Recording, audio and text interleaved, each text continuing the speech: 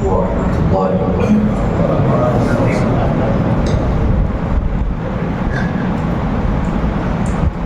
الحمد لله رب العالمين، والصلاة والسلام على سيد المرسلين وعلى آله وأصحابه أجمعين. أما بعد، أعوذ بالله من الشيطان الرجيم. بسم الله الرحمن الرحيم. قال الملأ الذين استكبروا من قومه لنخرجنك يا شعيب والذين آمنوا معك من قريتنا أو لتعودن في ملتنا قال أولو كنا كارهين. آٹھویں پارے میں اللہ رب العالمین نے قوموں کا تذکرہ کیا. قوم لوط کا تذکرہ کیا، قوم صالح کا تذکرہ کیا، اور دیگر اقوام کے تذکرے کے بعد اللہ رب العالمین نے ان کا انجام بتایا. اور جہاں نواں پارہ شروع ہوتا ہے، اللہ رب العالمین نے وہاں پر ایک قوم کا تذکرہ کیا. ہم اس قوم کا تذکرہ کریں گے، اس کے بعد میں اللہ رب العالمین نے جن اقوام کا تذکرہ پیچھے کیا ہے ان کا بھی ہم سرسری نگاہ سے جو ہے نظر دوڑائیں گے. کہا اللہ رب العالمین نے، پہلی بات تو دیکھیں کہ کس قوم کا تذکرہ ہے. اللہ نے قوم شعیب کا تذکرہ کیا. قوم شعیب کا تذکرہ کیا اور کہا کہ یہ قوم جہاں شرک میں مبتلا تھی، اس قوم کے اندر جہاں شرک جیسی غلیظ اور پلید چیز ان کے اندر موجود تھی، وہیں پر ان کے اندر ایک اور خرابی موجود تھی، اور وہ خرابی تھی معاشی خرابی. انہوں نے اپنے سوسائٹی میں ایک گندگی کو پیدا کر رکھا تھا. اور وہ کون سی گندگی تھی؟ قرآن بیان کرتا ہے کہ وہ گندگی جو ہے یہ تھی کہ جب وہ ناپتے تھے، جب وہ تولتے تھے تو تولنا ان کا صحیح نہیں تھا. ترازو اٹھاتے تھے تو ناپ تول میں کمی کر کے وہ دیتے تھے. ادھر رکھے ہیں 1 کلو کا جو ہے پتھر رکھے ہیں، اور دوسری طرف 1 کلو سامان نہیں رکھتے تھے بلکہ سامان میں کمی کرتے تھے. اور بعض لوگ آج بھی جو ہے ڈنڈی مارتے ہیں. جب چیز کو تولنا رہتا ہے تو اس میں ڈنڈی مار کے رکھ دیتے ہیں، اور ڈنڈی مارنے کے طریقے آج الگ الگ ہو گئے. جیسے آج مشین والا جو ہے ترازو آ گیا تو اس میں پہلے سے ہی سیٹ کیا ہوا رہتا ہے کہ اس طرح سے کریں گے تو سامان کم دیں گے، پھر بھی جو ہے رزلٹ وہاں پر دکھائے گا 1 kg. یہ بھی ڈنڈی مارنا ہوا. اور بڑے ہاتھ کی صفائی سے کام لینے والے لوگ بھی موجود ہیں. وہ لوگ کیسے کرتے ہیں؟ ڈنڈی ہاتھ میں اٹھاتے ہیں اور وہ اس طرح سے ہاتھ کی صفائی وہاں پر کرتے ہیں. بعض لوگ کبھی کبھار پکڑے جاتے ہیں اور بعض لوگ جو ہے ہاتھ کی صفائی سے بڑھ جاتے ہیں آگے اور سوچتے ہیں کہ ہم نے آج تو بڑا اچھا کام کر لیا، آج ہم نے جو ہے اپنا فائدہ کر لیا، سامنے والے کو خسارے میں ڈال دیا. الگ الگ طریقے ہیں ڈنڈی مارنے کے.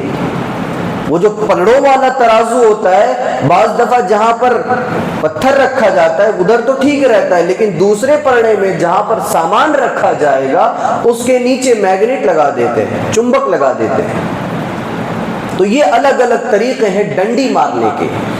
اللہ تعالیٰ نے قرآن کریم کے اندر بیان فرمایا، وَيْلٌ لِّلْمُطَفِّفِينَ، تباہی ہے ڈنڈی مارنے والوں کے لیے.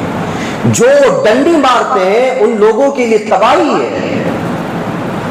اللہ نے ایسی قوم کا تذکرہ کیا کہ یہ قوم جو ہے جہاں شرک میں مبتلا تھی وہیں پر ان کی ایک معاشی خرابی تھی، اور وہ یہ تھی کہ وہ ڈنڈی مارا کرتے تھے.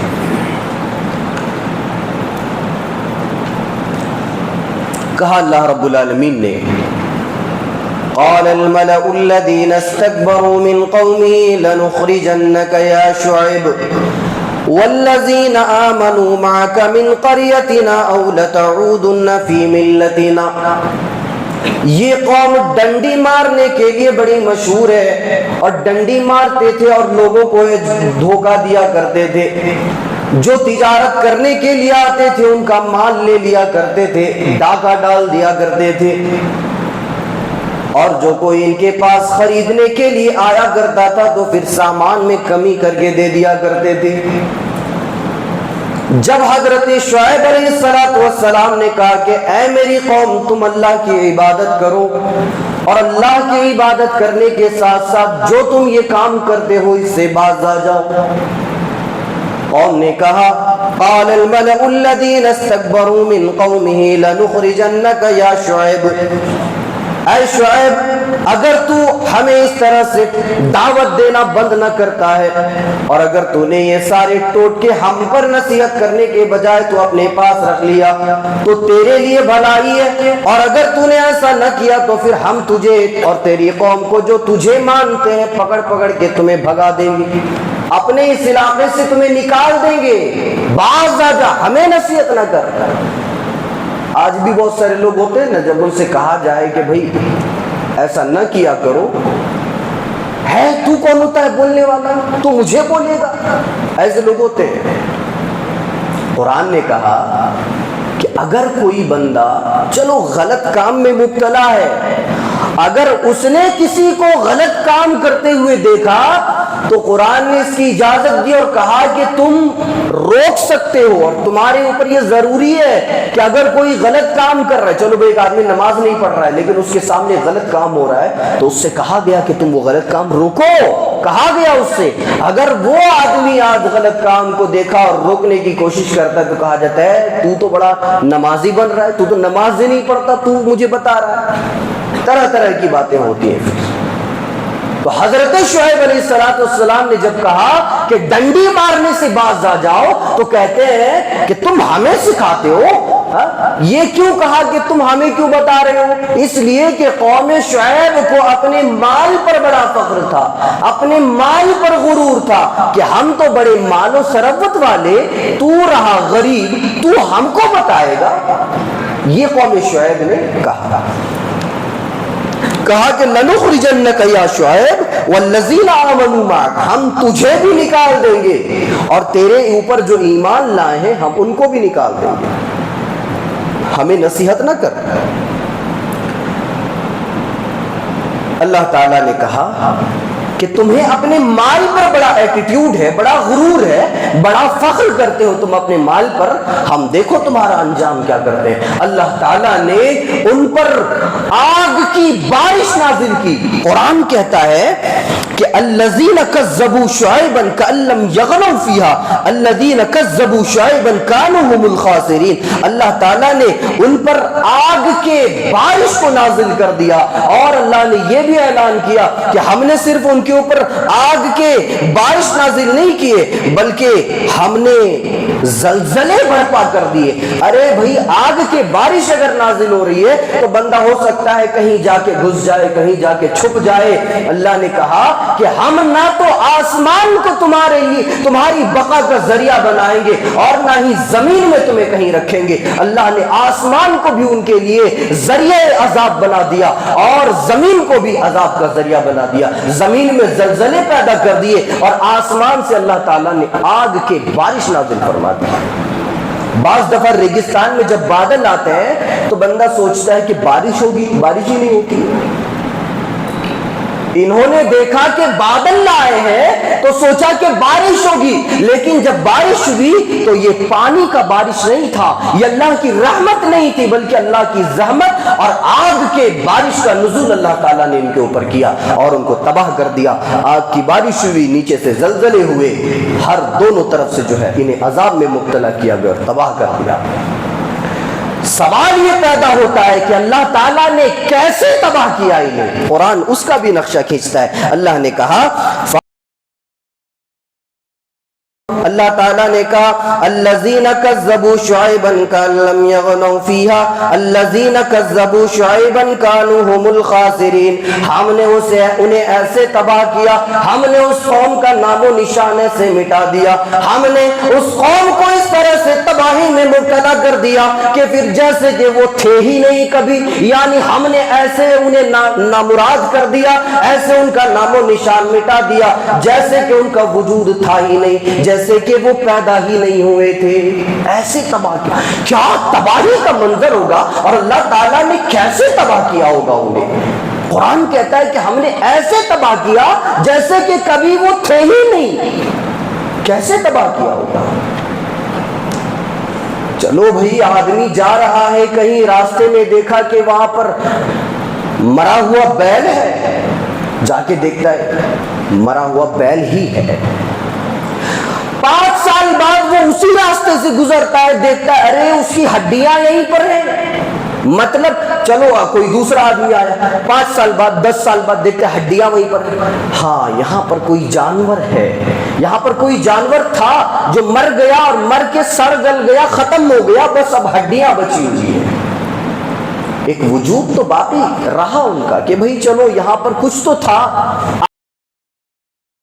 اور اس جانور کے نشانات اس بات کی دلیل ہے کہ یہاں پر کوئی جانور تھا۔ قرآن کہتا ہے کہ ہم نے قوم شعیب کو اس طرح سے تباہ کیا، اس طرح سے برباد کیا جیسے کہ وہ تھے ہی نہیں کبھی، اللہ تعالیٰ نے ان کی ہڈیوں تک کو باقی نہیں رکھا۔ یہ اتنا بڑا گناہ ہے، اتنا بڑا گناہ ہے، ناپ تول میں کمی کرنا۔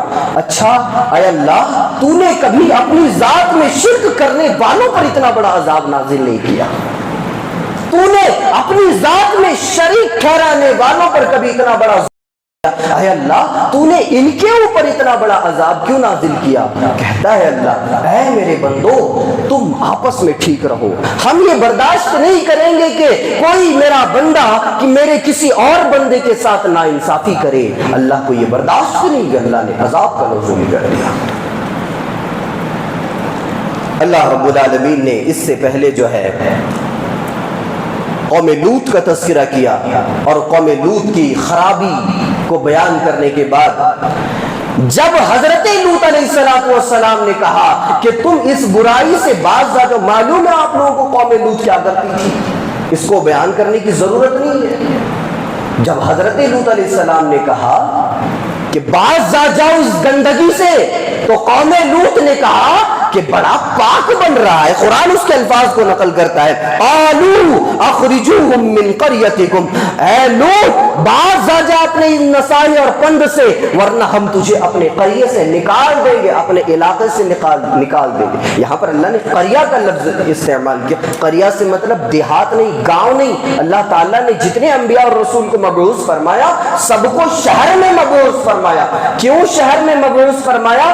اس لیے کہ شہر ہی وہ واحد جگہ ہے جہاں پر گاؤں سے لوگ آتے ہیں، شہر سے کوئی گاؤں نہیں جاتا ہے، تو دین کی دعوت اور تبلیغ کے لیے اللہ تعالیٰ نے انبیاء کرام کو شہر میں ہی مبعوث فرمایا۔ وہ الگ بات ہے کہ اللہ تعالیٰ نے قرآن میں قریے کا لفظ استعمال کیا، تو قریے سے مراد قریہ نہیں بلکہ قریے سے مراد شہر ہی ہے۔ کہا قالوا اخرجوہم من قریتکم، ہم اپنے شہر سے تمہیں بھگا دیں گے، اپنے ان پند و نسائی کو اپنے پاس رکھو۔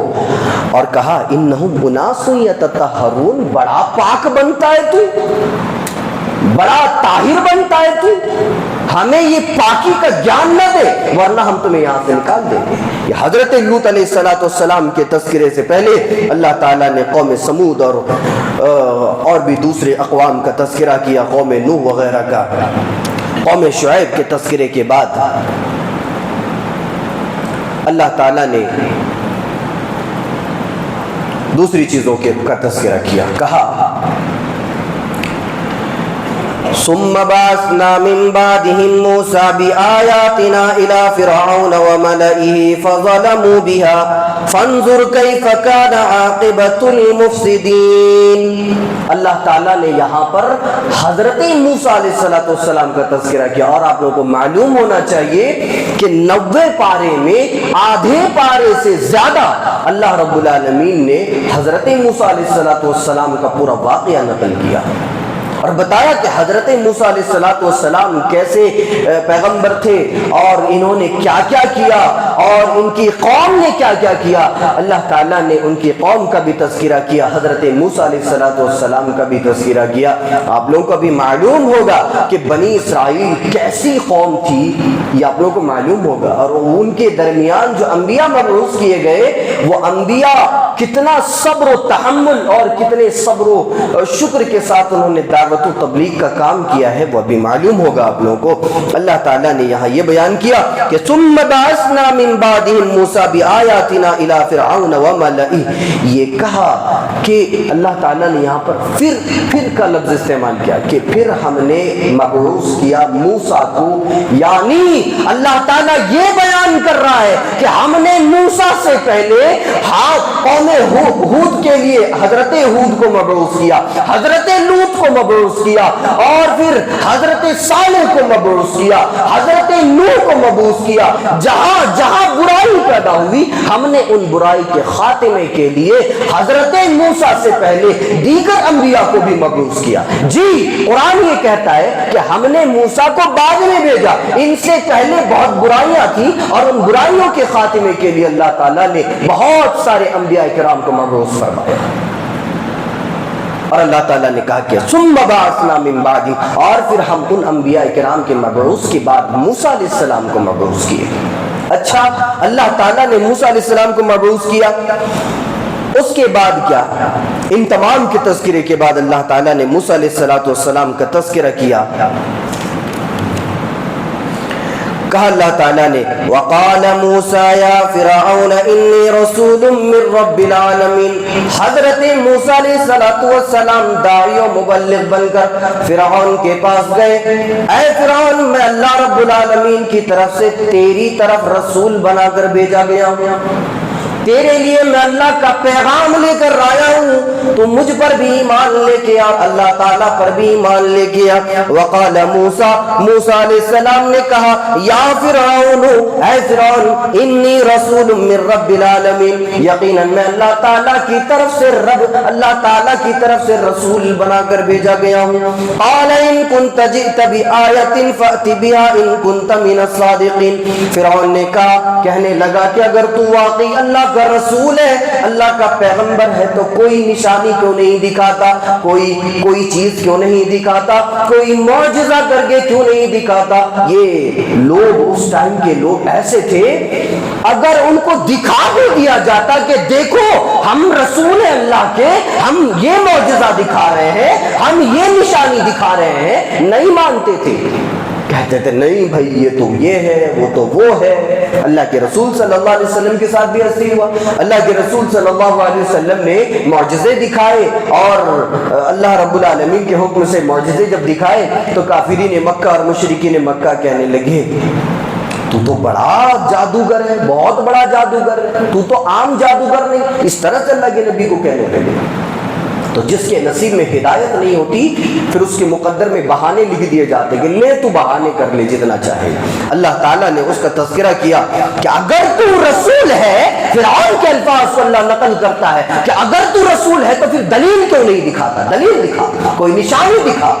تو حضرت موسیٰ علیہ السلام جو ہے کیا کیے، اس کا تذکرہ آگے اللہ نے کیا۔ فَأَلْقَى عَصَاهُ فَإِذَا هِيَ ثُعْبَانٌ مُّبِينٌ، حضرت موسیٰ علیہ السلام نے جب دیکھا کہ یہ مجھ سے دلیل مانگ رہے ہیں تو اللہ تعالیٰ نے کہا کہ اے موسیٰ اپنا ڈنڈا مار دے، اپنا جو عصا ہے اس کو زمین پر مار۔ اور جیسے ہی حضرت موسیٰ علیہ السلام نے ڈنڈا زمین میں مارا، اپنا عصا زمین میں پھینکا، تو قرآن کہتا ہے فَإِذَا هِيَ ثُعْبَانٌ مُّبِينٌ، وہ ایک بہت بڑا اژدہا بن گیا، وہ ایک بہت بڑا سانپ بن گیا۔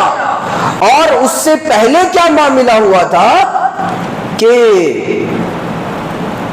حضرت موسیٰ علیہ السلام نے اپنے بغل میں ہاتھ ڈالا اور نکالا تو وہ ٹارچ کی طرح جلنے لگا۔ قرآن نے کہا قال الملأ من قوم فرعون ان هذا لساحر علیم، ارے موسیٰ یہ جو تم کر رہے ہو یہ تو جادو ہے۔ موسیٰ علیہ السلام نے جب دلیل دکھائی، جب نشانی دکھائی، جب معجزہ دکھایا تو قوم نے کہا کہ موسیٰ جو تم یہ کر رہے ہو یہ جادو ہے، نہیں مانا قوم نے، دلیل کا مطالبہ کیا، دلیل دکھا دی، معجزہ دکھا دیا، نشانی دکھا دی، آیت دکھلا دی، کہا کہ موسیٰ جو تم یہ کر رہے ہو یہ جادو ہے، یہ ہم نہیں مانیں گے۔ ارے جادو تو ہم نے بھی دیکھا ہے، جادو ہم نے بھی دیکھا ہے۔ اچھا جادو میں ہوتا کیا ہے؟ نظر بند کر دی جاتی ہے، نظر بند کر دی جاتی ہے، ہوتا نہیں ہے وہاں پر کچھ بھی، لیکن وہ دکھایا جاتا ہے۔ جادو کے بارے میں کرنا حرام، کروانا حرام، دیکھنا حرام، جادو نہیں دیکھ سکتے، حرام ہے یہ چیز۔ اور پھر جادو اور معجزے میں فرق کیا ہے؟ جادو سیکھا جاتا ہے، معجزہ سیکھا نہیں جاتا ہے۔ جادو بندہ خود کرتا ہے، معجزہ اللہ تعالیٰ کرواتا ہے۔ جادو جو ہے بندہ جب چاہے کر سکتا ہے، معجزہ جب اللہ چاہے تب ہوتا ہے۔ یہ جادو اور معجزے میں فرق ہے۔ موسیٰ علیہ السلام نے کہا کہ نہیں یہ جادو نہیں ہے، کہا نہیں یہ جادو ہے، ہم بھی دیکھتے ہیں یہ جادو ہے۔ فرعون نے کیا کیا؟ فلما القوا سحروا اعین الناس، لوگوں کو لگا کہ وہ دوڑ رہی ہے، وہ سانپ جو ہے وہ دوڑ رہا ہے۔ جب فرعون کو معلوم ہوا کہ موسیٰ یہ کارکردگی کر رہا ہے، یہ سرگرمیاں انجام دے رہا ہے، تو فرعون نے کیا کیا؟ شہر کے بڑے بڑے جادوگروں کو بلایا۔ اب فرعون جیسا بادشاہ، اتنا مال و دولت، مال و ثروت رکھنے والا، عقل اور غرور جس کے اندر اتنا ہو، اگر وہ کوئی کمپٹیشن رکھے گا، کوئی مقابلہ رکھے گا کسی کو ہرانے کے لیے، تو ذرا اندازہ لگائیے وہ کتنے بڑے بڑے جادوگروں کو بلائے گا۔ بڑے بڑے جو علاقے کے جادوگر تھے ان کو بلایا کہ آؤ تم، کمپٹیشن ہے جادوگروں کا، مقابلہ چلے گا جادوگروں کا۔ سارے بڑے بڑے جادوگر آئے، آنے کے بعد جو ہے انہوں نے اپنا جادو دکھایا۔ کیا جادو دکھایا انہوں نے جو ہے سانپ بنا دیے، سانپ بنا دیا اور وہ چلنے لگے۔ فلما القوا سحروا اعین الناس، لوگ جب دیکھے سانپ کو تو وہ سانپ چلنے لگے تھے۔ فاذا هي تلقف ما يأفكون، تو قرآن یہ بیان کرتا ہے کہ موسیٰ علیہ السلام ڈر گئے، اور جب ڈر گئے تو اللہ نے کہا ہے موسیٰ تو ڈرتا کیوں ہے؟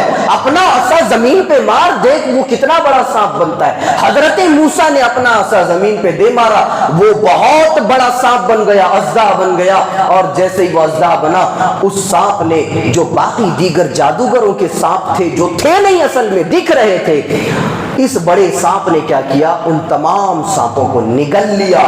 اور جادوگر جادو جانتے تھے، وہ جانتے تھے جادو کس کو کہتے ہیں اور معجزہ کس کو کہتے ہیں۔ جب جادوگروں نے دیکھا کہ یہ معاملہ ہے، کہا کہ ہم موسیٰ پر اور ہارون پر اور اس کے رب پر ایمان لاتے ہیں۔ سارے کے سارے جادوگر سجدے میں گر گئے، کہا کہ ہم موسیٰ اور اس کے ہارون اور ان دونوں کے رب اور اللہ رب العالمین پر ہم ایمان لاتے ہیں۔ فَإِذَا هِيَ تَلْقَفُ مَا يَأْفِكُونَ، یہ سانپ جو ہے حضرت موسیٰ کا سارے سانپوں کو نگل گیا۔ کہنے لگے آمنا برب العالمین، ہم جو ہے رب العالمین پر ایمان لے آئے۔ رب موسیٰ و ہارون، کون سے رب پر ایمان لے آئے؟ بہت سارے رب تھے۔ ارے یہ فرعون بھی تو اپنے آپ کو رب کہتا ہے، لیکن ان لوگوں نے کہا رب موسیٰ و ہارون، جو موسیٰ اور ہارون کا رب ہے ہم ان پر ایمان لے آئے، یہ اس کے اوپر ایمان نہیں ہے ہمارا۔ سارے کے سارے سجدے میں گر گئے اور مومن بن گئے۔ قال فرعون آمنتم بي قبل ان آذن لكم ان هذا لمكر مكرتموه في المدينة لتخرجوا منها اهلها فسوف تعلمون۔ جب فرعون نے دیکھا کہ ارے یہ معاملہ ہے، فرعون کہنے لگا اچھا پہلے ہی سیٹنگ کر کے آئے ہو۔ فرعون کو لگا کہ یہ لوگ پہلے ہی سیٹنگ کر لیے ہیں، پہلے ہی بات چیت کر لیے ہیں، اس کے الفاظ بھی نقل کیے گئے۔ قال فرعون آمنتم به قبل ان آذن لكم، اے جادوگرو میں نے تمہیں اس چیز کا حکم تو نہیں دیا تھا، میں نے تمہیں یہ تو نہیں کہا تھا کہ تم موسیٰ ہارون کے رب پر ایمان لے آؤ، میں نے تو تمہیں یہ چیز کا حکم نہیں دیا تھا، پھر تم اس کے اوپر ایمان کیوں لے آئے؟ جادوگر کہنے لگے کہ بادشاہ ہم ان کے اوپر ایمان اس لیے لے آئے کہ ہم جادو اور معجزے کو جانتے ہیں، یہ جو موسیٰ کر رہا ہے یہ جھوٹ نہیں ہے اور یہ جو موسیٰ کر رہا ہے یہ جادو نہیں ہے بلکہ یہ معجزہ ہے اور معجزہ صرف اللہ تعالیٰ کی طرف سے ہوتا ہے. ہم موسیٰ اور ہارون پر ایمان لے آتے ہیں. سارے جادوگر یہاں پر جو ہے فرعون چاہتا تھا کہ میں جیت جاؤں لیکن یہاں پر کیا ہوا؟ دین پھیل گیا, ایمان اور اسلام پھیل گیا اور جو لوگ بے ایمان تھے وہ لوگ ایمان لے آئے. اچھا اب اس کے بعد کیا ہوا؟ اللہ تعالیٰ نے بیان فرمایا کہ جب یہ جادوگر ایمان لے آئے تو فرعون کیا کہتا ہے؟ لَأُقَطِّعَنَّ أَيْدِيَكُمْ وَأَرْجُلَكُمْ مِنْ خِلَافٍ ثُمَّ لَأُصَلِّبَنَّكُمْ أَجْمَعِينَ. میں تمہارے ہاتھ اور پیر کو کاٹ دوں گا. یعنی اگر دایاں ہاتھ کاٹ دیا تو بایاں پیر کاٹ دوں گا اور بایاں ہاتھ اگر کاٹوں تو دایاں پیر کاٹ دوں گا. خلاف کاٹ دوں گا, تمہیں میں کاٹ دوں گا. اور پھر کاٹا گیا, سزائیں دی گئی, مارا گیا.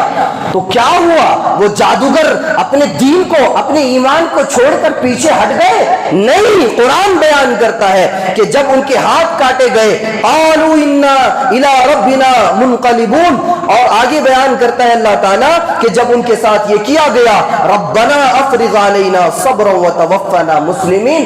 دعا کیا کرتے ہیں یہ لوگ جن کے ساتھ یہ معاملہ کیا گیا؟ دعا کرتے ہیں اے اللہ تو ہم پر صبر کو انڈیل دے. کیا مطلب؟ دعا یہ نہیں کیا کہ اللہ تو ہمیں صبر پر قائم رکھ, اے اللہ ہم پر اتنا زیادہ ظلم ہو رہا ہے, اتنا زیادہ ٹارچر ہو رہا ہے کہ ہم برداشت نہیں کر سکتے. اے اللہ اگر تو نے ہم پر اپنے صبر کو, اپنے کرم کو ہم پر انڈیل نہیں دیا تو ہم برباد ہو جائیں گے, ہم تباہ ہو جائیں گے, ہمارے پیر ڈگمگا جائیں گے. اے اللہ تو صبر کو ہم پر انڈیل دے. ربنا افرغ کہا جاتا ہے کہ اس برتن کو خالی کر دینا. اے اللہ تیرے پاس جتنا صبر ہے سارا صبر تو ہم پر انڈیل دے تاکہ ہم صبر اور استقامت کی زندگی گزارے اور جب ہم مرے تو مسلمان ہو کر مرے, ایسے ہم کافروں والی زندگی گزار کر مرنا نہیں چاہتے. یہ ان لوگوں نے توبہ کی اور دعا کی کہ اللہ زیرو ٹارچر ہم پر کیا جا رہا ہے, اس سے آگے ٹارچر ہے ہی نہیں کچھ. تو اے اللہ جو ہم پر ٹارچر کیا جا رہا ہے تو ہم پر رحم فرما اور ہم پر صبر کو انڈیل دے. اگر تو نے صبر کو نہیں انڈیلا اور صرف خالی صبر عطا کر دیا تو اے اللہ ہمارے پیر ڈگمگا جائیں گے. اللہ تعالیٰ نے ان کے اوپر صبر کو انڈیل دیا, کہا کہ یہ لو صبر. سارے کے سارے لوگ قائم و دائم رہے اپنے ایمان پر, اور جب وہ قائم و دائم رہے مرے تو مسلمان ہو کر مرے. اللہ تعالیٰ نے اسی چیز کا تذکرہ کیا. اچھا ایک اور چیز دیکھیے کہ مفسر لکھتا ہے کہ جب آدمی کے دل میں توحید پیوست ہو جائے, جب آدمی کے دل میں توحید گھر کر جائے تو پھر اس کے دل سے دنیا کی محبت کم ہو جاتی ہے. جی اس کے دل سے دنیا کی محبت کم ہو جاتی ہے اور آخرت کی محبت بڑھ جاتی ہے. اور ان لوگوں نے تو مال سے محبت کی, ان لوگوں نے تو اور دیگر چیزوں سے محبت کی. قرآن کہتا ہے کہ جب ان کے دلوں میں ایمان نہ گیا, توحید آ گئی, تو پھر انہیں مال نہیں بلکہ دنیا بھی چھوڑ دینا گوارا کر لیا. اللہ اکبر, کیسے لوگ تھے؟ دنیا جائے تو جائے, ایمان نہ جائے, اللہ کی توحید نہ جائے. یہ لوگ تھے, ایسے بھی لوگ گزرے ہیں. تو موسیٰ علیہ السلام کے اوپر وہ لوگ ایمان لائے, جب مرے تو مسلمان ہو کر مرے. اللہ تعالیٰ نے بیان فرمایا کہ جب موسیٰ علیہ السلام نے اپنی قوم کو دعوت توحید دی تو انہوں نے انکار کر دیا, اور جب انہوں نے انکار کر دیا تو اللہ تعالیٰ نے کیا سزا ان پر نازل فرمائی؟ وَلَقَدْ أَخَذْنَا آلَ فِرْعَوْنَ بِالسِّنِينَ وَنَقْصٍ مِّنَ الثَّمَرَاتِ لَعَلَّهُمْ يَذَّكَّرُونَ. جب انہوں نے ہمارا انکار کیا اور ہماری توحید کو نہیں مانا تو پھر ہم نے ان کے اوپر قحط سالی کو نازل کر دیا, ہم نے قحط سالی ان کے اوپر مسلط کر دی, اور پھر ہم نے صرف قحط سالی ہی نہیں بلکہ پھلوں کے اندر بھی کمی کر دی۔ قرآن قحط سالی کو الگ سے بیان کرتا ہے اور پھلوں کی کمی کو الگ سے بیان کرتا ہے کہ ہم نے ان کے اوپر قحط سالی کو نازل کی لیکن پھلوں میں بھی کمی کر دی۔ قرآن نے یہ بھی بیان کیا فَأَرْسَلْنَا عَلَيْهِمُ الطُّوفَانَ، ہم نے طوفان کو بھی ان کی طرف بھیج دیا کہ اے لوگوں میرے ماننے والے بن جاؤ، ورنہ ہم تم پر طرح طرح کے عذاب اور طرح طرح کے اللہ کی طرف سے جو ہے قہر نازل ہوتا رہے گا۔ ہم ان کے اوپر اپنی قہر نازل کرتے رہے، طوفان بھی ان کی طرف بھیجا، اور جب طوفان ان کی طرف بھیجا تو پھر یہ ڈر گئے، آئے موسیٰ کے پاس، اے موسیٰ تم اپنے پروردگار سے دعا کر دو، اور اگر تم نے دعا کر دی اور دعا قبول ہو گئی، یہ طوفان اگر رک گیا تو پھر ہم تم سے وعدہ کرتے ہیں کہ ہم تم پر اور تمہارے رب پر ایمان لے آئیں گے۔ حضرت موسیٰ نے یہ دیکھا، کہا کہ ٹھیک ہے پھر میں اپنے پروردگار سے دعا کیے دیتا ہوں۔ حضرت موسیٰ علیہ السلام اپنے اللہ سے دعا کرتے ہیں، اے اللہ یہ جو طوفان تو نے نازل کیا ہے یہ طوفان تو ہٹا دے۔ اللہ تعالیٰ نے طوفان ہٹا دیا۔ یہ بنی اسرائیل، حضرت موسیٰ کی قوم اتنی بڑی نالائق تھی کہ پہلے وعدہ کیا کہ ہم ایمان لے آئیں گے، لیکن جب طوفان ہٹ گیا تو کہنے لگے جا ہم تجھ پر ایمان نہیں لائیں گے۔ کیسے بڑے بدماش تھے، کہنے لگے ہم اب تجھ پر ایمان نہیں لائیں گے۔ اچھا نہیں لاؤ گے، اب دیکھو اللہ تعالیٰ کیا کرتا ہے، فَأَرْسَلْنَا عَلَيْهِمُ الطُّوفَانَ، ہم نے ان کے اوپر طوفان کو نازل کر دیا، وہی جراد۔ طوفان کے ٹل جانے کے بعد ہم نے ان کے اوپر ٹڈیوں کا عذاب نازل کر دیا۔ جہاں دیکھتے ٹڈیاں، کھیتوں میں ٹڈیاں، گھروں میں ٹڈیاں، باہر ٹڈیاں، کنواں میں پانی نکال رہے ہیں ٹڈیاں، کہیں بھی جا رہے ہیں ٹڈیاں، زندگی اجیرن بن کے رہ گئی۔ پھر دوبارہ آئے، اے موسیٰ اپنے رب سے دعا کر دو کہ یہ ٹڈیوں والا عذاب ٹل جائے، اگر یہ عذاب ٹل گیا تو ہم تجھ پر ایمان لے آئیں گے۔ حضرت موسیٰ دیکھتے ہیں کہ شاید اس بار یہ لوگ ایمان لے آئے، اللہ سے دعا کرتے ہیں اللہ میری قوم کو ہدایت دے اور یہ جو ٹڈیوں والی جو عذاب ہے اس کو تو ہٹا دے۔ اللہ تعالیٰ نے حضرت موسیٰ کی دعا کو قبول فرمائی، کہا کہ موسیٰ تیری دعا قبول کرتے اور یہ جو ٹڈیوں والا عذاب ہم نے نازل کیا اس کو بھی ہٹا دیتے ہیں۔ اللہ تعالیٰ نے ٹڈیوں والے عذاب کو بھی ہٹا دیا۔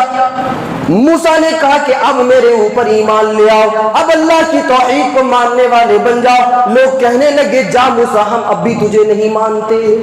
یہ تھی بنی اسرائیل قوم، یہ بنی اسرائیل قوم تھی، ان کے درمیان اللہ نے انبیاء کو بھیجا، اور جب ان کے درمیان بھیجا تو دیکھیے اتنے واضح دلائل لا جانے کے بعد یہ معاملہ ہو رہا ہے۔ آج کے لوگ ایسے ہیں؟ نہیں ہیں، نہیں ہے۔ اگر کوئی کافر، کوئی مشرک قرآن کی آیت اس کے دل پہ اترتی ہے تو اسلام قبول کر لیتا ہے۔ یہ ہوتا ہے کہ نہیں ہوتا ہے؟ چھوٹی سی بات سمجھ میں آئی، قرآن کی کوئی خوبصورتی نظر آئی، مسلمانوں کا اخلاق نظر آیا، دیکھا کہ یہ کتاب مبین ہے، کتاب حکیم ہے، فوراً اسلام قبول کر لیا۔ لوگ ہیں ایسے، لیکن وہ قوم ایسی نالائق قوم تھی کہ جب انہیں دکھا دیا جاتا، عذابات ڈال دیے جاتے اور عذابات ہٹا دیے جاتے، پھر بھی ان کا حال یہ تھا کہ اسلام قبول نہیں کرتے تھے، موسیٰ پر ایمان نہیں لاتے تھے، اللہ پر ایمان نہیں لایا، اللہ کی توحید کو نہیں مانا۔ کہا اب بھی ایمان نہیں لاتے ہو، دیکھو اب ہم کیا کرتے ہیں تمہارے ساتھ۔ اللہ نے آگے بیان فرمایا وَالْقُمَّلَ، اور ہم نے ان کے اوپر پھر اس کے بعد جوؤں کا عذاب نازل کیا۔ وہ جو بالوں میں جو ہوتا ہے وہ جوؤں کا عذاب نازل کیا۔ کیا آدمی سوچتا ہے کیا بھی جوؤں کا عذاب؟ ارے سر پہ جوئے، کپڑے میں جوئے، بستر پہ جوئے، کھانا کھا رہے کھانے میں جوئے، کہیں بھی جا رہے ہر جگہ جو۔ آدمی کے سر پہ دو چار جو ہو جائے تو نیند حرام ہو جاتی ہے، زندگی گزارنا اس کا خراب ہو جاتا ہے، اور جب عورتوں کے سر پہ جو ہو جاتی ہے تو پھر وہ طرح طرح کی کنگھیاں، پھر طرح طرح کے تیل۔ بیویوں سے پوچھ لیجئے جن کے سروں میں جوئے ہیں، ان سے پوچھیں کہ کتنی زندگی اجیرن ہو جاتی ہے۔ دو چار جوؤں کی وجہ سے آدمی کی یہ حالت ہے۔ قرآن کہتا ہے کہ ہم نے ان کے اوپر جوئے ہی جوئے ڈالا، سر پہ جوئے، کپڑوں پہ جوئے، بستر پہ جوئے، ہر جگہ جوئے ہی جوئے۔ موسیٰ علیہ السلام کے پاس قوم پھر سے آئی، موسیٰ اب پکا ایمان لے آئے، अब दुआ करो। मूसा अलैहिस्सलाम कहने लगे, अच्छा 2 बार तो मैंने दुआ की, ईमान नहीं लाए, अब क्या गारंटी? नहीं, अब पक्का ईमान ले आएंगे, सच में ईमान ले आएंगे। कहा ठीक है, दुआ। अल्लाह से दुआ की, हजरत मूसा को भी लगा इतने अच्छे से कह रहे तो अब ईमान ले आएंगे। अल्लाह ताला से दुआ की, दुआ करने के बाद कहा कि चलो भाई, तुमने कहा था पक्का ईमान ले आएंगे, अब ईमान ले आओ। नहीं, हम नहीं लाएंगे। तो कितने बड़े कमबख्त थे, कहने लगे अब नहीं लाएंगे ईमान। अल्लाह ने कहा अब भी नहीं लाओगे? नहीं लाएंगे। अल्लाह ने कहा वज़्ज़फ़ादिर, हमने फिर मेंढक का अजाब उनके ऊपर नाजिल किया। जी, ये खटमल के अजाब के बाद, जूओं के अजाब के बाद अल्लाह कहता है वज़्ज़फ़ादिर, हमने मेंढक का अजाब उनके ऊपर नाजिल किया। क्या मेंढक? सोए हैं, मेंढक उछल के कूद गया पेट के ऊपर, सोए हैं, मेंढक उछल के कूद गया मुंह के ऊपर। ऐसा अजाब अल्लाह ताला ने नाजिल किया। खाना खा रहे हैं, मेंढक उछल के खाने पे गिर गया। कहीं भी जा रहे हैं मेंढक, सोए हैं मेंढक, खड़े हैं मेंढक, बैठे हैं मेंढक, कोई काम कर रहे हैं मेंढक, बाहर मेंढक, अंदर मेंढक, हर जगह मेंढक ही मेंढक। हजरत मूसा के पास आए, मूसा अब तो तुम समझो कि हम तुझ पर ईमान लाने वाले बन ही गए। अच्छा हाँ, अब हम तुझ पर ईमान ले आएंगे। चलो फिर ईमान ले। नहीं नहीं, मेंढक का अजाब टलने तो फिर ईमान ले आएंगे। कहा ठीक है, मैं दुआ करता हूँ। हजरत मूसा अलैहिस्सलाम ने फिर से दुआ की, ऐ अल्लाह, ये जो मेंढक का अजाब तूने इनके ऊपर डाल रखा है, इसको हटा दे। हट गया मेंढक का अजाब भी। कहा कि अब ईमान ले आओ। नहीं नहीं, अब भी नहीं लाएंगे। कैसे कौन थी? कहा अब भी ईमान नहीं लाएंगे। अच्छा, अब अल्लाह ताला ने कहा वद्दम, हमने फिर खून का अजाब उनके ऊपर नाजिल किया। क्या मतलब? पानी पी रहे हैं, पीते पीते खून बन जाता था। कुएं से पानी निकालने की कोशिश की, पानी नहीं निकलता था, वो बाल्टी में खून निकलता था। खून का अजाब अल्लाह ताला ने नाजिल किया। मूसा अलैहिस्सलाम के पास एक आदमी आया, मूसा की कौम के पास। अच्छा, उस इलाके में तो मूसा और मूसा की कौम भी थी ना, वो लोग, उन लोगों को भी तो प्यास लगती थी, उनको भी तो पानी पीना रहता था। अब जब वो पानी पीते थे तो वो पानी ही बनता था और पानी ही पेट में जाता था। लेकिन जब ये कौम, नाफरमान कौम पानी पीती थी तो फिर वो पानी नहीं बल्कि वो खून बन जाता था। अब खून कोई कैसे पी सकता है? एक आदमी आया मूसा की कौम के पास, एक आदमी से कहने लगा, मोमिन से, अरे भाई, मैं गिलास में पानी लेता हूँ, खून बन जाता है, वो मुंह में लेता हूँ, खून बन जाता है। वो ऐसा करो, तुम अपने मुंह में ले लो और मेरे मुंह में डाल दो। कहने लगा, पानी तुम अपने मुंह में लेना, मेरे मुंह में डाल दो। इस तरह से करने पर भी वो अजाब टला नहीं। कहने लगे, मूसा, हम तुझ पर ईमान लाते हैं। अच्छा, ईमान लिया तो चलो फिर हम खून का अजाब टलवा देते। अल्लाह से दुआ की, कहा भी ईमान ले। कैसी नालायक कौम थी, इतने अजाबात देख लेने के बाद भी कहा कि अब हम तुझ पर अब भी ईमान नहीं लाएंगे। कौन कौन से अजाब? पहले तो कहसाली, फलों की कमी, तूफान का आ जाना और जुओं का आ जाना, मेंढकों का आ जाना, टिड्डियों का आ जाना, खून का आ जाना। इतने सारे अजाबात के बाद मूसा की कौम कहते कि हम अब भी तुझ पर ईमान नहीं लाते। अब जरा बताएं कि अब क्या दिखाया जाए इन्हें कि ये कौम हिदायत याफ्ता हो जाए। अब कुछ रहा बाकी के दिखाया जाए? लो भाई, ये देखो, ये चीज देखो, सारी चीजें तो दिखा दी गई। अब भी कौम कहती है कि हम अब भी ईमान नहीं लाएंगे। अच्छा,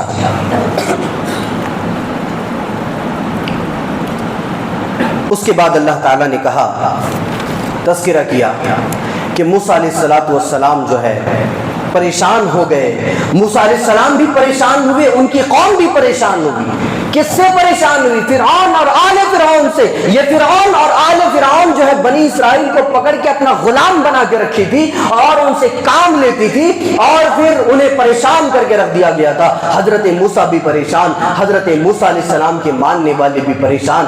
हजरत मूसा की कौम ने कहा कि मूसा, अपने रब से दुआ करो। जो लोग मानने वाले थे कहा कि मूसा, अपने रब से दुआ करो कि वह हमारे लिए कोई रास्ता हमवार कर दे। कहा ठीक है, मैं दुआ करता हूँ। हजरत मूसा ने दुआ की, कहा कि तुम जाओ, निकलो अब अपने इलाके से। सारे लोग निकल पड़े। गए जाते जाते देखा सामने समंदर। अरे पीछे से फिरौन और उसका लश्कर आ रहा है, सामने समंदर। अब क्या किया जाए? बड़ा मशहूर वाकया है, आप लोगों ने सुना है कि फिर हजरत मूसा अलैहिस्सलाम से अल्लाह ने कहा कि वो जो डंडा दिया है तुम्हें, तुम्हारी कौम इतनी टेढ़ी है कि बगैर डंडे के सुधरने वाली नहीं है, इसीलिए तो हमने तुम्हें डंडा दिया है। वो डंडा मारो दरिया में। हजरत मूसा ने वो डंडा मारा दरिया में और जैसे ही वो डंडा मारा फिर रास्ता बन गया, शाहराह बन गया, रास्ता बन गया। कहा कि निकलो نکلو یہاں سے۔ حضرت موسیٰ اور ان کی قوم اس راستے سے نکلنے لگی۔ 12 راستے بن گئے، مفسرین کیا لکھتے ہیں 12 راستے بن گئے۔ وہ 12 قبیلے تھے تو 12 قبیلوں کے لیے 12 راستے اللہ تعالیٰ نے بنا دیے۔ اب فرعون پیچھے سے آیا، اپنے چیلے چپیٹوں کو کہنے لگا یہ جو راستہ دیکھ رہے ہو نا یہ ہم نے بنایا ہے۔ اچھا کہنے لگا یہ جو راستہ دیکھ رہے ہو یہ ہم نے بنایا ہے۔ مانتے تو تھے اس کو پہلے سے ہی، بہت بڑا رب، بہت بڑا پروردگار، اور فرعون تو دعویٰ کرتا تھا انا ربکم الاعلی، کہنے لگا یہ راستہ ہم نے بنایا ہے، چلو موسیٰ یہیں سے کہیں گیا ہے، چلو ڈھونڈتے ہیں۔ فرعون اور اس کی لاؤ لشکر اس راستے پہ چلنے لگی۔ مفسرین بیان فرماتے کہ جب وہ بیچ میں پہنچا، قرآن کریم نے بھی اس چیز کا نقشہ کھینچا، سورہ یونس کے اندر کہا کہ جب وہ بیچ میں پہنچا تو اللہ نے سمندر کو کہا کہ مل جا، سمندر مل گئی، کہاں گیا اس کا راستہ، وہیں پر ڈوب کر ختم ہو گیا۔ اور فرعون کا کیا حال ہے ابھی فی الحال وہ سبھی لوگ جانتے ہیں کہ وہ ابھی بھی موجود ہے، پھر اس کو پانی نے بھی قبول نہیں کیا، سارے لوگ ڈوب کر مر گئے۔ یہ چیز ہے، اللہ تعالیٰ نے اس چیز کے بعد جو ہے ایک چیز کا تذکرہ کیا کہ جب ہم نے موسیٰ اور اس کی قوم کو بچا لیا اور موسیٰ اور اس کی قوم سمندر سے باہر نکل آئی تو پھر کیا کیا انہوں نے؟ قرآن اس کا نقشہ کھینچتا ہے۔ وجاوزنا ببني إسرائيل البحر فاتوا على قوم يعكفون على أصنام لهم قالوا يا موسى اجعل لنا إلها كما لهم آلهة قال إنكم قوم تجهلون۔ حضرت موسیٰ اور ان کی قوم جب سمندر سے باہر نکل آئی تو حضرت موسیٰ کی قوم نے دیکھا کہ ایک قوم جو اپنے ہاتھوں سے معبود بنا رہی ہے، اپنے ہاتھوں سے بت بنا رہی ہے اور وہ اس کو پوجا کر رہے ہیں۔ حضرت موسیٰ کی قوم نے کہا کہ اے موسیٰ اجعل لنا، ہمارے لیے بھی تم اس طرح کا معبود بنا دو۔ حضرت موسیٰ نے کہا کتنے بڑے جاہل ہو تم لوگ، ابھی ابھی تمہارے پروردگار نے تمہیں فرعون کے لاؤ لشکر اور اس کے ظلم سے بچایا، تم غلامی کی زندگی گزار رہے تھے، اللہ نے تمہیں غلامی کی زندگی سے نکالا، تمہارے اوپر پروردگار کا اتنا رحم و کرم، اور جب تم اس سے نکل آئے تو تم کہہ رہے ہو ہمارے لیے معبود بنا دو۔ کیسی قوم تھی؟ کس کو پوجنا ہے یہ خود ڈیسائیڈ کرتے تھے کہ ہمیں کس کو پوجنا ہے۔ موسیٰ کی قوم نے کہا کہ اجعل لنا الہن، ہمارے لیے بھی کوئی معبود بنا دو، کما لہم آلہہ، جس طرح کی یہ لوگ معبود بنا بنا کے پوج رہے ہیں ہمارے لیے بھی کوئی معبود بنا دو۔ حضرت موسیٰ نے کہا قال انکم قوم تجہلون، بڑے جاہل لوگ ہو تم لوگ۔ اس سے یہ بھی معلوم ہوا کہ دنیا کی سب سے بڑی جہالت شرک ہے اور دنیا کا سب سے بڑا علم توحید ہے۔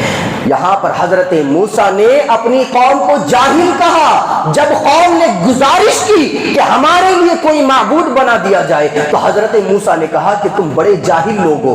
شرک کرنے کی بات جب قوم نے کہا تو حضرت موسیٰ نے کہا کہ جاہل ہو۔ معلوم یہ ہوا کہ دنیا کا سب سے بڑی جہالت دنیا کی وہ شرک ہے اور سب سے بڑا علم وہ توحید ہے۔ تو جو علم توحید سے واقف ہے وہ سب سے بڑا عالم ہے، وہ سب سے بڑا جانکار ہے، بہت بڑا ہدایت یافتہ ہے۔ اور جو شرک میں مبتلا ہے پھر چاہے وہ پروفیسر ہو، بڑا MBBS ڈاکٹر ہو، بہت بڑا انجینئر ہو، MBA ہو، کچھ بھی ہو، قرآن کہتا ہے کہ اس سے بڑا جاہل کوئی نہیں ہے، یہ کہتا ہے۔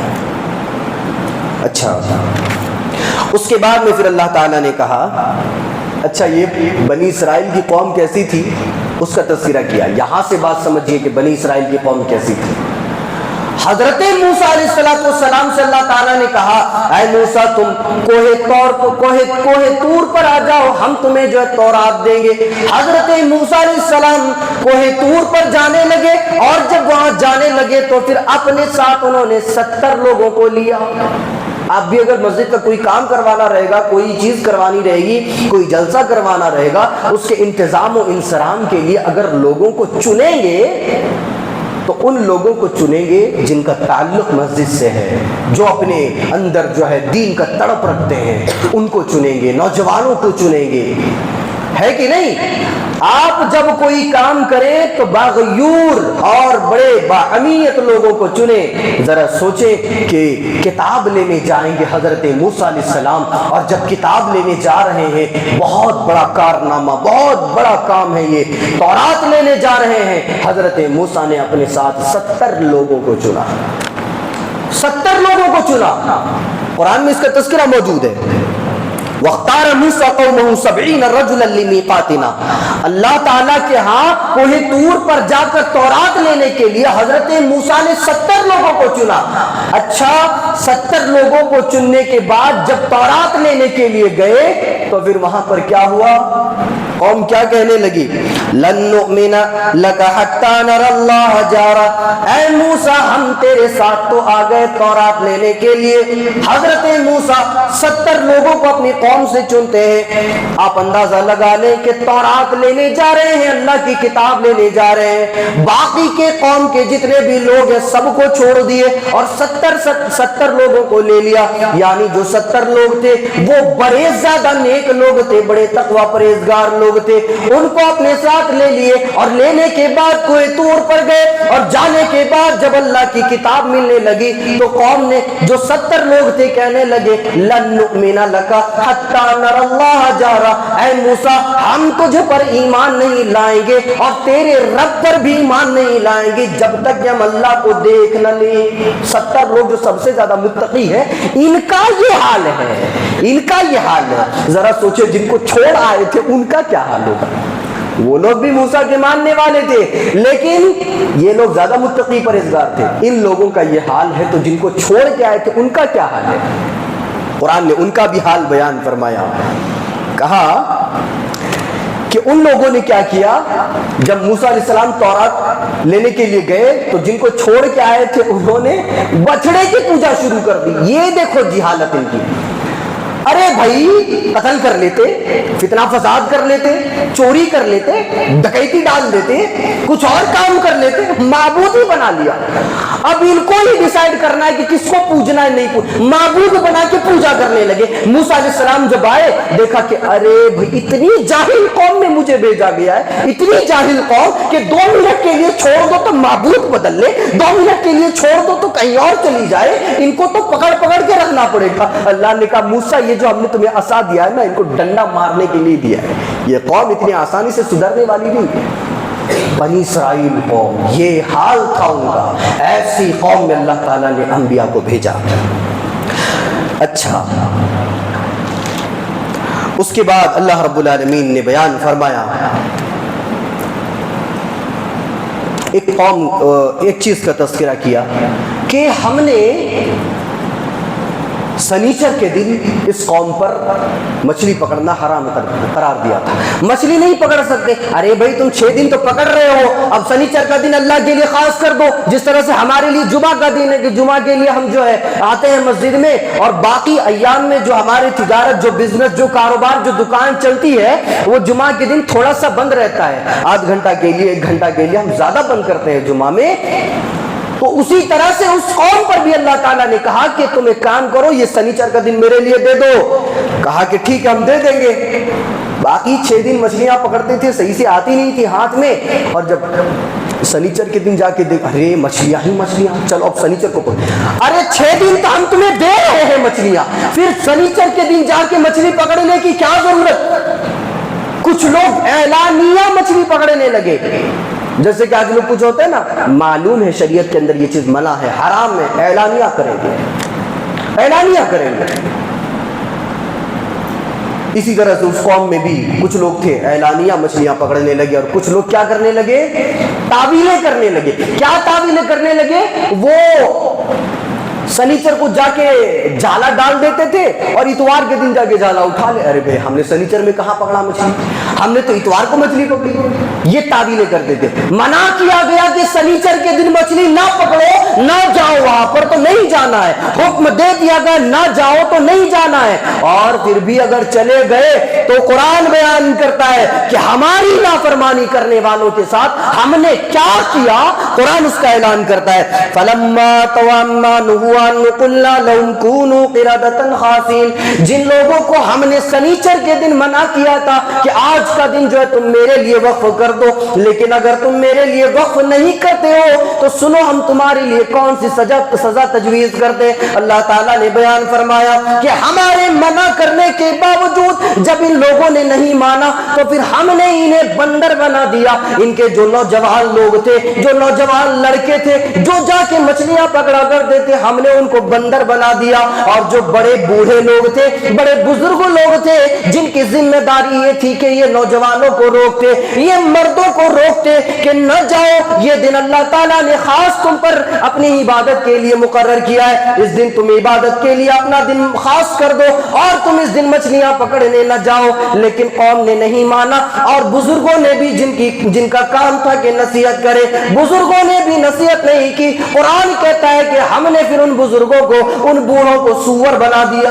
اللہ نے ان کو جن کی ذمہ داری تھی کہ وہ برائی سے روکے انہیں، جب انہوں نے برائی سے نہیں روکا تو اللہ تعالیٰ نے اس قوم کے بڑوں کو سور بنا دیا اور جو نوجوان تھے ان کو بندر بنا دیا۔ اللہ کے نبی جناب محمد الرسول اللہ صلی اللہ علیہ وسلم نے بیان فرمایا کہ اپنے امام سے پہلے سر کو نہ اٹھایا کرو، اور اگر اپنے امام سے پہلے سر کو اٹھاتے ہو تو ڈرو اس بات سے کہ کہیں اللہ تعالیٰ تمہارے سر کو گدھے کا سر نہ بنا دے۔ یہ حدیث یہ بتلا رہی ہے کہ آج بھی اللہ تعالیٰ شکل بدل سکتا ہے، اسی لیے باز آ جاؤ گناہ کرنے سے۔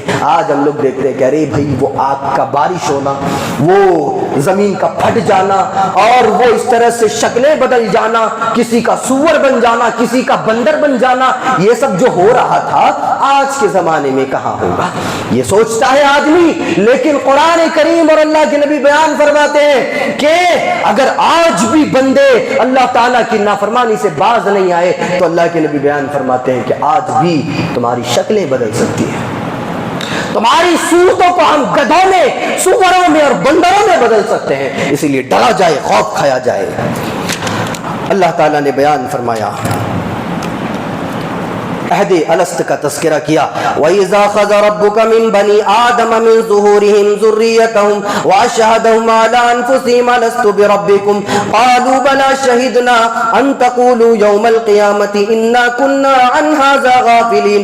ہم جب آدم علیہ السلام کے پشت میں تھے تو اللہ تعالیٰ نے عہد الست میں ہی، عالم ارواح میں ہی آدم علیہ السلام کی پیٹھ میں ہاتھ پھیرا، اور جیسے ہی ہاتھ پھیرا تو سارے کے سارے لوگ جتنے بھی یہاں بیٹھے ہیں اور جتنے بھی دنیا میں اور جتنے لوگ قیامت کی صبح تک آئیں گے، قرآن بیان کرتا ہے کہ سارے لوگوں کی ارواح جو ہے اللہ تعالیٰ کے سامنے کھڑی ہو گئی۔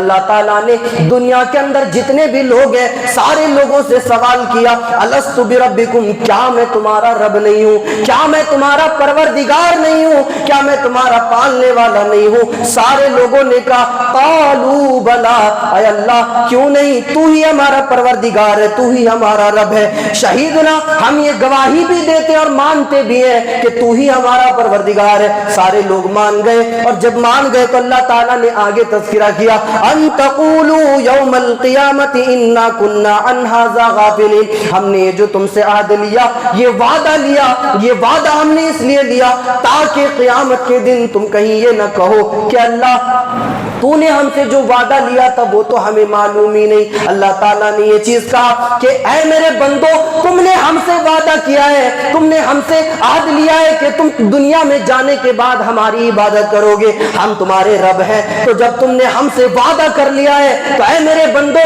جب دنیا میں جاؤ تو اس وعدے کو یاد رکھنا اور اس وعدے کو بھولانا نہیں۔ اے اللہ ہم دنیا میں آئے، ہمیں تو یاد نہیں کہ ہم نے تجھ سے کون سا وعدہ لیا تھا، اے میرے بندو تمہیں یاد نہیں ہے کہ تم نے مجھ سے کون سا وعدہ لیا تھا، لیکن ہم نے تمہیں یاد دلانے کے لیے گاہے بگاہے انبیاء کو بھیجے، گاہے بگاہے رسولوں کو بھیجا، گاہے بگاہے پیغمبروں کو بھیجا۔ یہ پیغمبر، یہ رسول اور یہ نبی دنیا میں آنے کے بعد تمہیں وہ عہد یاد دلاتے رہے، وہ اللہ سے جو تم نے وعدہ لیا تھا وہ وعدہ تمہیں یہ پیغمبر میرے یاد دلاتے رہے، اور جب یہ پیغمبر تمہیں میرا وعدہ یاد دلاتے رہے تو تم اس کو مانو، اور اگر نہیں مانو گے تو مار کھاؤ گے۔ اے اللہ، ٹھیک ہے تیرے پیغمبروں نے بتا دیا، ہم نے مان لیا، لیکن ہم قیامت کے دن یہ بھی تو کہہ سکتے ہیں کہ اللہ جو ہم نے وعدہ لیا تھا وہ تو ہمیں دنیا میں یاد ہی نہیں تھا، ہمیں معلوم ہی نہیں تھا۔ اس کا جواب یہ ہے کہ آپ ماں کی پیٹ میں تھے، یاد ہے کچھ بھی یاد نہیں ہے؟ ارے 9 مہینے تھے، یاد نہیں ہے؟ نہیں ہے یاد۔ کیا کر رہے تھے؟ نہیں ہے یاد۔ کب پیدا ہوئے؟ یہ بھی یاد نہیں۔ کیسے پیدا ہوئے؟ یہ بھی یاد نہیں۔ پیدا ہونے کے بعد سال بھر کیا کیا ہوا وہ تک یاد نہیں ہے، تو پھر وہ عالم ارواح میں کیا ہوا تھا وہ تمہیں کیسے یاد ہوگا؟ تو ماں باپ بتاتے کہ نہیں بیٹا تم جب پیٹ میں تھے تو میں اور تمہارے ابو وہاں گھومنے گئے تھے، اچھا وہاں گھومنے گئے تھے، وہاں یہ کیے، وہ بتاتے کہ نہیں بتاتے؟ بتاتے رہے۔ اور ہم لوگ جانتے ہیں کہ بچہ ماں کے پیٹ میں ہوتا ہے، پھر پیدا ہوتا ہے، جانتے ہیں، سمجھتے ہیں، لیکن ہمیں معلوم نہیں کہ ہم ماں کے پیٹ میں تھے یا نہیں تھے۔ تو اللہ نے کہا کہ جس طرح سے تمہیں نہیں معلوم کہ تم ماں کے پیٹ میں تھے یا نہیں تھے، لیکن بعد میں تمہارے ماں باپ جب تمہیں بتاتے ہیں تو تم مان لیتے ہو، تو جس طرح سے تمہارے ماں باپ نے تمہیں بتایا اور تم نے مان لیا، تو میرے رسول اگر تمہیں بتا دے کہ تم عہد الست میں وعدہ لیے ہو تو مان لو اس چیز کو، اور اگر نہیں مانو گے تو پھر تیار ہو جاؤ ایسی عذاب کے لیے جو تم پر مسلط کی جائے گی۔ اللہ تعالیٰ نے اس چیز کے تذکرے کے بعد کہا وَلَقَدْ ذَرَأْنَا لِجَهَنَّمَ كَثِيرًا مِّنَ الْجِنِّ وَالْإِنسِ لَهُمْ قُلُوبٌ لَّا يَفْقَهُونَ بِهَا وَلَهُمْ أَعْيُنٌ لَّا يُبْصِرُونَ بِهَا وَلَهُمْ آذَانٌ لَّا يَسْمَعُونَ بِهَا أُولَٰئِكَ كَالْأَنْعَامِ بَلْ هُمْ أَضَلُّ۔ اللہ نے کہا کہ کچھ لوگ جنات اور انسانوں میں ایسے بھی لوگ ہیں جو نہ تو صحیح سے سنتے ہیں، نہ ہی سمجھتے ہیں، نہ ہی صحیح سے وہ غور و فکر کرتے ہیں۔ قرآن کہتا ہے بل ہم وہ لوگ جو ہے چوپایوں کی طرح ہے۔ اللہ نے کہا کہ وَلَهُمْ أَعْيُنٌ لَّا يُبْصِرُونَ بِهَا وَلَهُمْ آذَانٌ لَّا يَسْمَعُونَ بِهَا أُولَٰئِكَ كَالْأَنْعَامِ۔ اللہ یہ بیان کر رہا ہے کہ وہ سارے کے سارے لوگ جن کو ہم نے صحیح سے کان عطا کیے، صحیح سے آنکھیں عطا کی، صحیح سے دل اور عقل عطا کیے، ہم نے انہیں پاگل نہیں بنایا، لیکن پھر بھی وہ سوچتے اور غور و فکر نہیں کرتے ہیں۔ قرآن کہتا ہے کہ وہ سارے کے سارے لوگ جانور ہیں، اور آگے کے الفاظ بتاتے ہیں بل ہم مزل، بلکہ جانوروں سے بھی گئے گزرے ہیں، چوپایوں سے بھی گئے گزرے ہیں، جو اللہ کے قرآن کو نہیں مانتے، اللہ کی کتاب کی تلاوت نہیں کرتے، اللہ کے فرامین کو نہیں مانتے۔ قرآن کہتا ہے کہ وہ سارے کے سارے لوگ جاہل اور جانور ہیں، بلکہ جانوروں سے بھی بدتر ہیں۔ قرآن یہ کہتا ہے کہ جو اللہ کو نہیں مانتا اور اس کے رسول کی اتباع نہیں کرتا وہ سارے کے سارے لوگ جانوروں سے گئے گزرے، جانوروں سے بدتر ہیں۔ بہت سارے لوگ انسانی شکل میں گھوم رہے ہیں لیکن وہ جانور سے بھی بدتر ہیں۔ انسان صرف 1 مہینے کے لیے بنتے ہیں، رمضان کے لیے، اس کے بعد 11 مہینے جانور بنے پھرتے ہیں۔ ایک سوال بہت زیادہ کافرین مکہ اور مشرکین مکہ کیا کرتے تھے، یسألونک عن الساعۃ ایان مرساہا، اے محمد تم کہتے ہو قیامت آئے گی، بتاؤ ذرا قیامت کب آئے گی؟ اللہ کے نبی کہتے تھے، کیا کہتے تھے؟ وہ تو اللہ تعالیٰ کو معلوم، قل انما علمها عند ربی، اے میرے پیارے حبیب جب یہ سوال نہ جائے تو کہہ دیجئے کہ یہ علم تو میرے پروردگار کے پاس ہے۔ یہ بھی معلوم ہوا اس آیت کریمہ سے کہ اللہ کے نبی صلی اللہ علیہ وسلم عالم الغیب نہیں تھے، یہ چیز معلوم ہوئی۔ اور جب تمہیں کوئی چیز معلوم نہیں ہے تو کہو واللہ عالم، وہ تو اللہ تعالیٰ جانتا ہے، میں نہیں جانتا، کہہ دیا جائے اس طرح سے۔ نہیں معلوم کہنا کوئی غلط بات نہیں ہے، کوئی چھوٹی بات نہیں ہے، یہ بہت بڑی بات ہے۔ ہمارے استاد محترم کہا کرتے تھے کہ اگر تمہیں کوئی چیز نہیں معلوم ہو تو کہو نہیں معلوم ہے، اور اس میں یہ کہنے میں تم اچھا محسوس کرو کہ مجھے نہیں معلوم ہے، تم کسی اور سے پوچھ لو۔ کیوں؟ اس لیے کہ کہنا کہ نہیں معلوم ہے یہ بھی آدھا علم ہے، جی یہ آدھا علم ہے، یہ کہہ دینا کہ مجھے نہیں معلوم یہ کہنا بھی آدھا علم ہے۔ کیا بڑی بات کہہ گئے۔ بہت سارے لوگوں کے ساتھ جھگڑے ہوتے ہیں، اختلافات ہوتے ہیں، اور جب اختلاف ہوتا ہے تو لوگ کیا کرتے ہیں؟ جھگڑا کرتے ہیں۔ قرآن کہتا ہے کہ جب جھگڑا ہو جائے، جب بحث مباحثہ ہو جائے، جب اختلاف ہو جائے، کیا کرنا ہے تمہیں؟ قرآن نے طریقہ بتا، کیا کتاب ہے؟ جھگڑا ہو جائے تو کیا کرنا ہے وہ بھی بتاتی ہے۔ خذ العفو وأمر بالعرف وأعرض عن الجاہلین۔ جب تمہارے درمیان جھگڑا ہو جائے، اختلاف ہو جائے، تو تم سب سے پہلے معاف کر دو، یعنی اگر سامنے والے کی بھی غلطی ہو تو تم اس کو معاف کر دو۔ وأمر بالعرف، اور تم اسے اچھی بات کی تعلیم دو، اسے اچھی بات کی، بھلی بات کا حکم دو، اور کہو کہ جو یہ چیز تم کر رہے ہو یہ چیز بہت غلط ہے۔ وَأَعْرِضْ عَنِ الْجَاهِلِينَ، اور اگر پھر بھی وہ نہ مانے اور جہالت پر اتر جائے تو تم پھر وہاں سے چلے جاؤ۔ یہ 3 کام کرنا ہے جب اختلاف ہو جائے، جھگڑا ہو جائے تو یہ 3 کام کرنا ہے۔ اور اس کے بعد کی جو آیت ہے وہ روحوں کو جھنجھوڑنے کے لیے کافی ہے۔ قرآن کہتا ہے وَإِمَّا يَنزَغَنَّكَ مِنَ الشَّيْطَانِ نَزْغٌ فَاسْتَعِذْ بِاللَّهِ، کہ جب تمہیں شیطان وسوسہ ڈالے تو تم اعوذ باللہ من الشیطان الرجیم پڑھ لیا کرو۔ یعنی بعض دفعہ جھگڑے ہونے کے بعد شیطان کیا وسوسہ ڈالتا ہے؟ آدمی کو خیال لاتا ہے مجھے بول رہا ہے، اچھا مجھے بول رہا ہے، میں اتنا پیسے والا، میرا رتبہ اتنا، میرا مقام اتنا، یہ مجھے بول رہا ہے۔ اور شیطان کیا وسوسہ ڈالتا ہے؟ تجھے بولا جا رہا ہے، تو اتنا بڑا رتبے والا، تیری باہوں میں طاقت و قوت، تو مار سکتا ہے اس کو، مار کے دیکھ پھر آئے گا نہیں وہ، طرح طرح کی باتیں۔ آدمی بھی سوچتا ہے میں نے کیا ہاتھ میں چوڑیاں پہن رکھی ہیں، ابھی ماروں گا ایک گھوسا تو اس کو ساری عقل ٹھکانے آ جائے گی۔ یہ طرح طرح کے وسوسے جب دماغ میں آنے لگے، قرآن کہتا ہے اعوذ باللہ پڑھ لیا کرو۔ یہ وسوسے اختلافات کے وقت، جھگڑے کے وقت، فتنے فساد کے وقت آدمی کو آتے ہیں۔ قرآن نے کہا کہ جب اس طرح کا ماحول بن جائے تو تمہیں کیا کرنا ہے وہ چیز بیان فرمایا۔ ایک آخری چیز میں بتا کر اپنی بات کو ختم کیے دیتا ہوں۔ اللہ تعالیٰ نے بیان فرمایا، مومنین کے صفات بیان فرمائے۔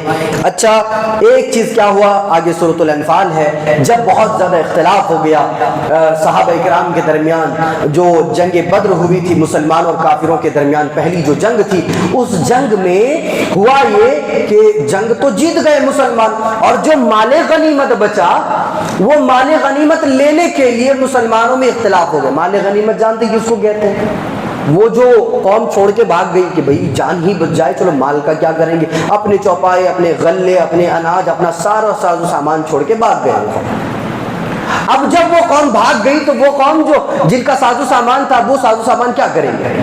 اب یہ مسلمان آپس میں تقسیم کریں گے، وہ چیز تقسیم کرنے میں اختلاف ہو گیا تو اللہ تعالیٰ نے باقاعدہ پوری طرح سے سورۃ الانفال کو نازل کیا اور یہ بتایا کہ تمہیں کیسے کیا کرنا ہے۔ اللہ تعالیٰ نے مومنوں کی صفات کا تذکرہ کیا، کہا انما المؤمنون الذين اذا ذكر الله وجلت قلوبهم واذا تليت عليهم آياته زادتهم ایمانا وعلى ربهم يتوکلون۔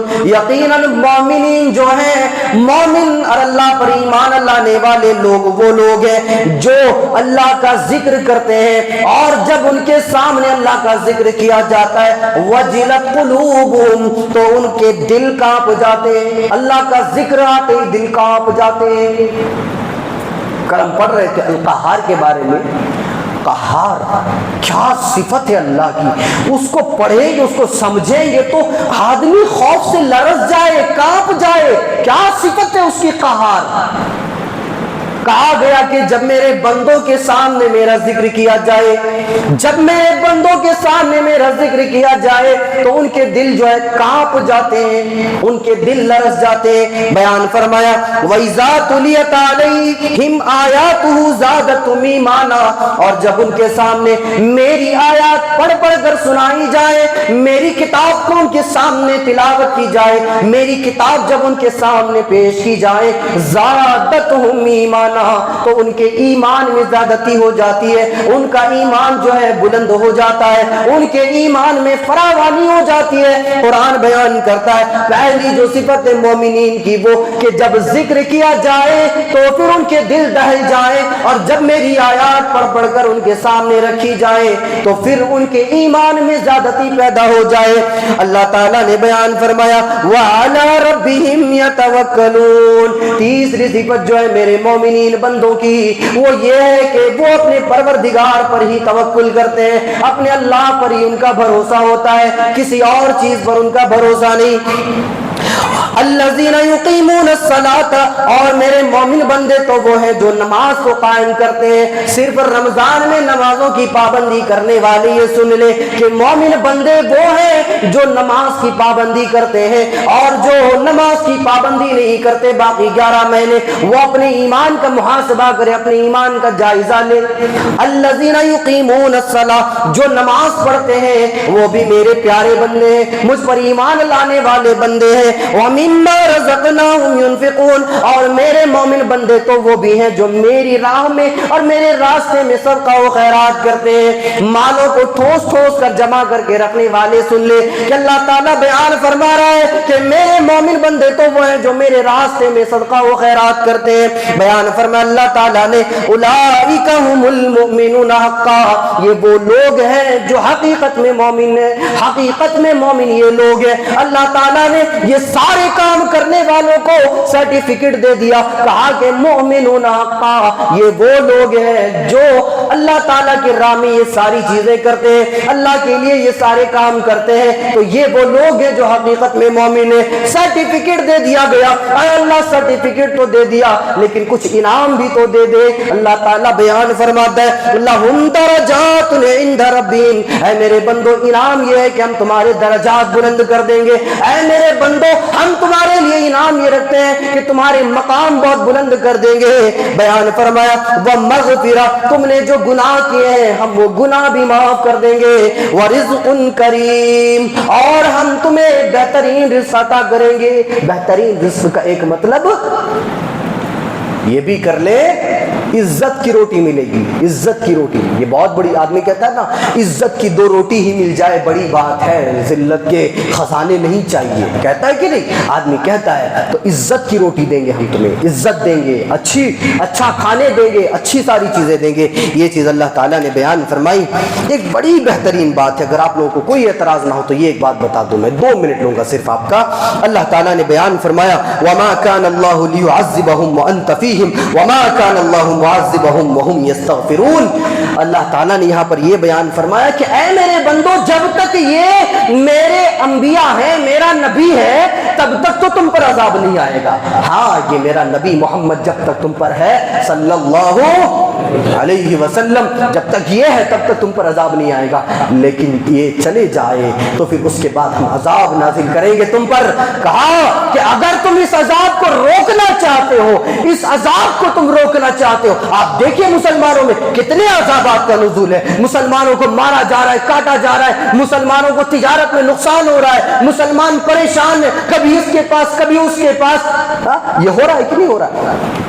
ہو رہا ہے. یہ اللہ نے کہا کہ یہ سارے عذابات اگر روکنا چاہتے ہو تو تم کیا کرو.